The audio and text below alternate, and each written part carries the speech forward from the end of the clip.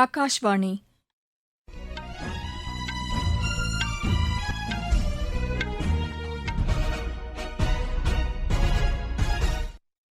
செய்திகள் வாசிப்பவர் லட்சுமி ராகவன். தலைப்புச் செய்திகள்: குடியரசு துணைத் தலைவர் திரு சி பி ராதாகிருஷ்ணன் சென்னையில் இன்று நடைபெறும் தேசிய சித்தா தின கொண்டாட்டங்களின் தொடக்க விழாவில் பங்கேற்கிறார். வீரமங்கை என போற்றப்படும் ராணி வேலு நாச்சியாரின் தியாகமும் தொலைநோக்கு தலைமையும் பல தலைமுறைகளை ஊக்கப்படுத்தும் என்று பிரதமர் திரு நரேந்திர மோடி கூறியுள்ளார். தமிழகத்தில் உறுதியளிக்கப்பட்ட ஓய்வூதிய திட்டம் செயல்படுத்தப்படும் என்று மாநில அரசு அறிவித்துள்ளது. சத்தீஸ்கரில் பாதுகாப்புப் படையினர் மேற்கொண்ட நடவடிக்கைகளில் 14 நக்சலைட்டுகள் சுட்டுக் கொல்லப்பட்டனர். வதோதரா சர்வதேச இளையோர் டேபிள் டென்னிஸ் போட்டியில் இந்தியாவின் ஹன்சினி மதன் காலிறுதிக்கு முன்னேறியுள்ளார். இனி விரிவான செய்திகள். குடியரசு துணைத் தலைவர் திரு சி பி ராதாகிருஷ்ணன் சென்னையில் இன்று நடைபெறும் தேசிய சித்தா தின கொண்டாட்டங்களின் தொடக்க விழாவில் பங்கேற்கிறார். உலக சுகாதாரத்திற்கான சித்தா என்ற மைய கருத்தினை கொண்டு இந்த ஆண்டு தேசிய சித்தா தினம் கொண்டாடப்படுவதாக ஆயுஷ் துறையின் செய்திக்குறிப்பு தெரிவிக்கிறது.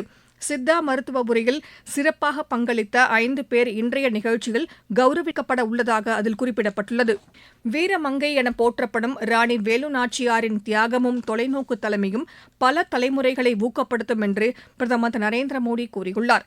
அன்னாரது பிறந்த தினத்தையொட்டி சமூக வலைதளத்தில் தமிழில் இதனை பதிவு செய்துள்ள அவர், ஆங்கிலேய ஒடுக்குமுறைக்கு எதிராக கிளர்ந்தெழுந்து இந்தியாவை ஆள இந்தியர்களுக்கே உரிமை உண்டு என்று வலியுறுத்திய அவர் ராணி வேலு நாச்சியார் என்று புகழாரம் சூட்டியுள்ளார். நல்லாட்சி மற்றும் கலாச்சார பெருமைக்கான அவரது உறுதிப்பாடு போற்றத்தக்கது என்றும் திரு நரேந்திர மோடி கூறியுள்ளார். குடியரசு துணைத் தலைவர் திரு சி பி ராதாகிருஷ்ணன் மற்றும் மத்திய அமைச்சர்கள் பலர் இந்நாளையொட்டி வேலு நாச்சியாருக்கு புகழாரம் சூட்டியுள்ளனர். இதேபோல் நாட்டின் விடுதலைக்காக போராடிய வீரபாண்டிய கட்டபொம்மனின் பிறந்த தினமும் இன்று கொண்டாடப்படுகிறது. இதனையொட்டி குடியரசு துணைத் தலைவர் உட்பட தலைவர்கள் பலர் அன்னாருக்கு புகழாரம் சூட்டியுள்ளனர். மத்திய இணையமைச்சர் டாக்டர் எல் முருகன் சமூக வலைதளத்தில் விடுத்துள்ள செய்தியில், ஆங்கிலேய வரி வசூலிக்கும் முறைக்கு எதிராக தீரத்துடன் போராடியவர் வீரபாண்டிய கட்டபொம்மன் என்று குறிப்பிட்டுள்ளார். 3வது பெரிய பொருளாதார நாடாக இந்தியா விரைவில் உருவெடுக்கும் என்று பாதுகாப்புத்துறை அமைச்சர் திரு ராஜ்நாத் சிங் கூறியுள்ளார். உதய்பூரில் நிகழ்ச்சி ஒன்றில் பேசிய அவர், மத்திய அரசு மேற்கொண்டுள்ள சீர்திருத்த நடவடிக்கைகள் காரணமாக நாடு விரைவான பொருளாதார வளர்ச்சியை கண்டு வருவதாக கூறினார். நம் நாட்டின் இளையோர் சக்தி சுவாமி விவேகானந்தரின் கனவை நனவாக்கும் திறன் கொண்டது என்றும் அவர் தெரிவித்தார். புதுமை கண்டுபிடிப்புகளில் நமது இளையோர் பல்வேறு சாதனைகளை படைத்து வருவதாகவும் அவர் கூறினார். இளையோர் நலனுக்கு மத்திய அரசு கூடுதல் முக்கியத்துவம் அளித்து திட்டங்களை செயல்படுத்தி வருவதாகவும் திரு ராஜ்நாத் சிங் தெரிவித்தார். உள்துறை அமைச்சகத்திற்கான நாடாளுமன்ற ஆலோசனைக் குழு கூட்டம் அத்துறைக்கான அமைச்சர் திரு அமித் ஷா தலைமையில் இன்று அந்தமான் நிக்கோபார் தீவுகளில் நடைபெற்றது. தேசிய பாதுகாப்பு, பேரிடர் மேலாண்மை, இணைய பாதுகாப்பு உள்ளிட்ட பல்வேறு அம்சங்கள் குறித்து இதில் விவாதிக்கப்பட்டது. சிறு குறு தொழில் நிறுவனங்கள் உற்பத்தி செய்யப்படும் பொருட்களின் ஏற்றுமதியை ஊக்குவிப்பதற்காக 2 திட்டங்களை மத்திய அரசு செயல்படுத்தி வருகிறது. இந்த திட்டங்கள் வரவேற்கத்தக்கது என்று இந்திய ஏற்றுமதி நிறுவனங்களுக்கான சம்மேளனம் கூறியுள்ளது. கேரளாவின் வளர்ச்சியை விரைவுபடுத்துவதற்கு அம்மாநிலத்தில் பிஜேபி அரசு அமைவது அவசியமாகிறது என்று மத்திய இணையமைச்சர் திரு சுரேஷ் கோபி கூறியுள்ளார். கொல்லத்தில் செய்தியாளர்களிடம் பேசிய அவர், மத்திய மாநில அரசுகள் ஒருங்கிணைந்து செயல்படும்போது மாநிலங்கள் வளர்ச்சி பெறுவதோடு அதன் பலன்கள் மக்களை விரைவாக சென்றடையும் என்று கூறினார். தமிழகத்தில் உறுதியளிக்கப்பட்ட ஓய்வூதிய திட்டம் செயல்படுத்தப்படும் என்று மாநில அரசு அறிவித்துள்ளது. இதன்படி கடைசி மாத ஊதியத்தில் 50% உறுதியளிக்கப்பட்ட ஓய்வூதியமாக வழங்கப்படும் என்று தமிழக அரசின் செய்திக்குறிப்பு தெரிவிக்கிறது. இதற்காக பணியாளர்களின் 10% பங்களிப்போடு ஓய்வூதிய நிதியத்திற்கு தேவைப்படும் கூடுதல் செலவினை தமிழக அரசே ஏற்கும் என்று அதில் குறிப்பிடப்பட்டுள்ளது. ராஜஸ்தானில் பிஜேபி நிர்வாகிகளுக்கான மாநில அளவிலான பயிலரங்கை அம்மாநில முதலமைச்சர் திரு பஜன்லால் சர்மா இன்று ஜெய்ப்பூரில் தொடங்கி வைத்தார். கட்சி வளர்ச்சிப் பணிகள் குறித்து இந்த பயிலரங்கில் விரிவாக எடுத்துரைக்க உள்ளதாக அக்கட்சியின் மூத்த தலைவர்களில் ஒருவரான திரு அருண் சதுர்வேதி செய்தியாளர்களிடம் தெரிவித்தார். கட்சியை மேலும் வலுப்படுத்துவதற்கான அம்சங்கள் குறித்தும் இதில் விவாதிக்கப்படும் என்று அவர் கூறினார். இதுபோன்ற பயிலரங்குகள் தொடர்ந்து நடைபெறும் என்றும் திரு அருண் சதுர்வேதி தெரிவித்தார். பீகார் மாநிலத்தில் மூத்த குடிமக்களுக்கான சுகாதார சேவை அவர்களது இல்லங்களுக்கே சென்று வழங்கப்படும் என்று அம்மாநில முதலமைச்சர் திரு நிதிஷ்குமார் கூறியுள்ளார். சமூக வலைதளத்தில் இதனை தெரிவித்துள்ள அவர், மருத்துவ பரிசோதனைகள், செவிலியர் உதவிகள் போன்ற சேவைகள் வழங்கப்படும் என்றும் கூறியுள்ளார். இதற்கான திட்டங்களை முன்னுரிமை கொடுத்து செயல்படுத்துமாறும் அதிகாரிகளுக்கு அறிவுறுத்தியுள்ளதாக திரு நிதிஷ்குமார் தெரிவித்துள்ளார். நீங்கள் கேட்டுக்கொண்டிருப்பது ஆகாஷ்வாணியின் செய்தி அறிக்கை. ஊரக வளர்ச்சி வளர்ச்சிக்கான புதிய அத்தியாயம். வளர்ச்சியடைந்த இந்தியாவிற்கான ஊரக வேலைவாய்ப்பு உறுதி மற்றும் வாழ்வாதார சட்டம். இந்த சட்டம் வருடத்திற்கு 125 நாட்கள் வேலையை உறுதி செய்கிறது. இதில் வாரந்தோறும் ஊதியம் வழங்கப்படுவது கட்டாயமாக்கப்பட்டுள்ளது. பணி முடிந்த 15 நாட்களுக்குள் ஊதியம் வழங்குவதை உறுதி செய்வதற்கான அம்சங்களும் இதில் இடம்பெற்றுள்ளன.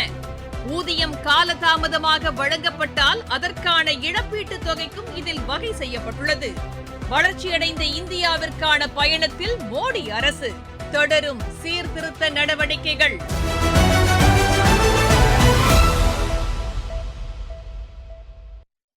சத்தீஸ்கரில் பாதுகாப்பு படையினர் மேற்கொண்ட நடவடிக்கைகளில் 14 நக்சலைட்டுகள் சுட்டுக் கொல்லப்பட்டனர். சுக்மா மாவட்டத்திற்கு உட்பட்ட பகுதியில் பாதுகாப்பு படையினர் தேடுதல் வேட்டையில் ஈடுபட்டபோது 12 நக்சலைட்டுகள் சுட்டுக் கொல்லப்பட்டதாக அம்மாநில காவல்துறையினர் தெரிவித்தனர். இதேபோல் பிஜாப்பூர் மாவட்டத்திற்கு உட்பட்ட கன்கன்பள்ளி வனப்பகுதியில் பாதுகாப்பு படையினர் மேற்கொண்ட நடவடிக்கைகளில் 2 நக்சலைட்டுகள் சுட்டுக் கொல்லப்பட்டதாகவும் காவல்துறையினர் கூறினர். அப்பகுதிகளில் கண்காணிப்பு நடவடிக்கைகள் தீவிரப்படுத்தப்பட்டுள்ளன. மகாராஷ்டிரா உள்ளாட்சித் தேர்தலில் பிஜேபி மற்றும் அதன் கூட்டணி கட்சிகள் 68 இடங்களில் போட்டியின்றி தேர்ந்தெடுக்கப்பட்டுள்ளன. இதில் 44 இடங்களில் பிஜேபியும் இதர இடங்களில் அதன் கூட்டணி கட்சிகளும் போட்டியின்றி தேர்ந்தெடுக்கப்பட்டதாக எமது செய்தியாளர் தெரிவிக்கிறார். தமிழகத்தில் வாக்காளர் பட்டியலில் பெயர் சேர்த்தல், நீக்குதல் மற்றும் திருத்தங்களை மேற்கொள்வதற்கான சிறப்பு முகாம்கள் இன்று மாநிலம் முழுவதும் நடைபெற்று வருகிறது. அனைத்து வாக்குச்சாவடி மையங்களிலும் மாலை 5 மணி வரை இந்த முகாம்கள் நடைபெறும் என்று எமது செய்தியாளர் தெரிவிக்கிறார். மேற்கு வங்கத்தில் 3 பழங்குடியின பிரிவுகளைச் சேர்ந்தவர்கள் இறுதி வாக்காளர் பட்டியலில் இடம்பெறுவார்கள் என்று தேர்தல் ஆணையம் கூறியுள்ளது. இதன்படி பிர்ஹோர், டோட்டோ மற்றும் சபார் பழங்குடியின பிரிவுகளைச் சேர்ந்தவர்கள் எவ்வித ஆவணமும் சமர்ப்பிக்க தேவையில்லை என்று தேர்தல் ஆணையத்தின் செய்திக்குறிப்பு தெரிவிக்கிறது. மணிப்பூரில் ஆயுதங்களை வைத்திருந்தது தொடர்பாக 2 பேரை அம்மாநில காவல்துறையினர் கைது செய்தனர். அவர்களிடம் வைத்திருந்த ஆயுதங்களும் பறிமுதல் செய்யப்பட்டு விசாரணை நடைபெற்று வருவதாக எமது செய்தியாளர் தெரிவிக்கிறார். ஜார்க்கண்டில் பஞ்சாயத்து அமைப்புகளை வலுப்படுத்துவதற்கான அறிவிக்கையை அம்மாநில அரசு வெளியிட்டுள்ளது. இதன் மூலம் பழங்குடியினர் வசிக்கும் பகுதிகளை அவர்களே நிர்வகிப்பதற்கு வகை செய்யப்பட்டுள்ளது. பழங்குடியினர் உரிமைகளை பாதுகாக்க இது உதவிடும் என்று அம்மாநில அரசின் செய்திக்குறிப்பு தெரிவிக்கிறது. ஹிமாச்சல பிரதேசத்தில் கல்லூரி மாணவர் உயிரிழந்த சம்பவம் குறித்து விசாரணை மேற்கொள்வதற்காக குழு ஒன்றை பல்கலைக்கழக மானியக் குழு ஏற்படுத்தியுள்ளது. தரம்ஷாலாவில் உள்ள கல்லூரியில் ராகிங் காரணமாக மாணவர் உயிரிழந்ததாக கூறப்படும் புகார்கள் குறித்து இந்த குழு விசாரணை மேற்கொள்ளும் என்று எமது செய்தியாளர் தெரிவிக்கிறார். மத்திய பிரதேசத்தில் வயிற்றுப்போக்கு காரணமாக 6 பேர் உயிரிழந்தனர். இந்தோரில் சுகாதாரமற்ற குடிநீரை பருகியதன் காரணமாக இவர்களுக்கு வயிற்றுப்போக்கு ஏற்பட்டதாக ஏஜென்சி செய்திகள் தெரிவிக்கின்றன. தில்லியில் இணையதள குற்றங்களை தடுப்பதற்கான நடவடிக்கைகளை காவல்துறை மேற்கொண்டுள்ளது. இணைய குற்றங்களில் ஈடுபடும் போலி நிறுவனங்களை குறிவைத்து இந்த நடவடிக்கை மேற்கொள்ளப்பட்டு இருப்பதாக காவல்துறையின் செய்திக்குறிப்பு தெரிவிக்கிறது. பங்களாதேஷ் தேசிய கட்சியின் தலைவராக திரு தாரிக் ரஹ்மான் இன்று பொறுப்பேற்க உள்ளார். இப்பொறுப்பினை வகித்து வந்த காலிதா ஜியாவின் மறைவை அடுத்து புதிய தலைவராக திரு தாரிக் ரஹ்மான் பொறுப்பேற்க உள்ளதாக எமது செய்தியாளர் தெரிவிக்கிறார். வதோதரா சர்வதேச இளையோர் டேபிள் டென்னிஸ் போட்டியில் இந்தியாவின் ஹன்சினி மதன் காலிறுதிக்கு முன்னேறியுள்ளார். 17 வயதுக்குட்பட்டோருக்கான மகளிர் ஒற்றையர் பிரிவு காலிறுதிக்கு முந்தைய சுற்று ஆட்டத்தில் அவர் 5-11, 11-9, 9-11, 11-7, 11-4 என்ற செட் கணக்கில் திவ்யான்ஷி பௌமிக்கை வென்றார். இப்பிரிவில் அன்வி குப்தே, நைஷா ரேவஸ்கர், தனிஷ்கா கால் பைரவ் ஆகியோரும் காலிறுதிக்கு முன்னேறியுள்ளனர். 17 வயதுக்குட்பட்டோருக்கான ஆடவர் ஒற்றையர் பிரிவில் வட்சல் டுக்லன், ராஜ்தீப் சென், ட்ரிஷால் சுர்பு ரெட்டி, ரூபம் சர்தார் ஆகியோர் காலிறுதிக்கு தகுதி பெற்றுள்ளனர். அகமதாபாத் சர்வதேச மகளிர் டென்னிஸ் போட்டியில் இந்தியாவின் வைதேகி சௌத்ரி இறுதி ஆட்டத்திற்கு முன்னேறியுள்ளார். மகளிர் ஒற்றையர் பிரிவு அரையிறுதி ஆட்டத்தில் அவர் 6-4, 6-4 என்ற செட் கணக்கில் ஜப்பானின் மனாகா வமுராவை வென்றார். இந்தியா தென்னாப்பிரிக்கா இடையேயான முதலாவது இளையோர் ஒருநாள் கிரிக்கெட் போட்டி வினானியில் தற்போது நடைபெற்று வருகிறது. இதில் முதலில் பேட் செய்து வரும் இந்தியா சற்று முன் வரை 4 விக்கெட் இழப்பிற்கு 112 ரன் எடுத்துள்ளது. மீண்டும் தலைப்புச் செய்திகள். குடியரசு துணைத் தலைவர் திரு சி.பி. ராதாகிருஷ்ணன் சென்னையில் இன்று நடைபெறும் தேசிய சித்தா தின கொண்டாட்டங்களின் தொடக்க விழாவில் பங்கேற்கிறார். வீரமங்கை என போற்றப்படும் ராணி வேலு நாச்சியாரின் தியாகமும் தொலைநோக்கு தலைமையும் பல தலைமுறைகளை ஊக்கப்படுத்தும் என்று பிரதமர் திரு நரேந்திர மோடி கூறியுள்ளார். தமிழகத்தில் உறுதியளிக்கப்பட்ட ஓய்வூதிய திட்டம் செயல்படுத்தப்படும் என்று மாநில அரசு அறிவித்துள்ளது. சத்தீஸ்கரில் பாதுகாப்பு படையினர் மேற்கொண்ட நடவடிக்கைகளில் 14 நக்சலைட்டுகள் சுட்டுக் கொல்லப்பட்டனர். வதோதரா சர்வதேச இளையோர் டேபிள் டென்னிஸ் போட்டியில் இந்தியாவின் ஹன்சினி மதன் காலிறுதிக்கு முன்னேறியுள்ளார். இத்துடன் இந்த செய்தி அறிக்கை நிறைவு பெற்றது.